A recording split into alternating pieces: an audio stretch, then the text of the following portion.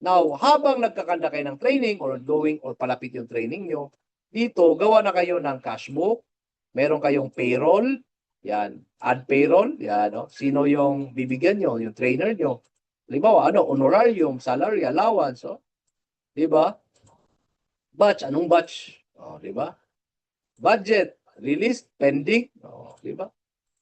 So, matitrace nyo yung payroll, tapos merong annual summary ng income, expense, at net balance. Pwede nyo ma-print, pwede nyo makuha kung anong year. Okay.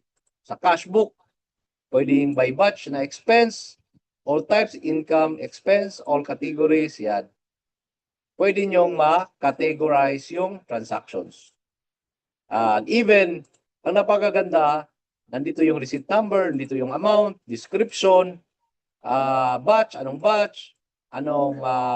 category, anong date, anong income ba or expense ba, tapos sino yung nag-transact, di ba? Yan napakaganda, di ba? Matitrace nyo yung mga important details.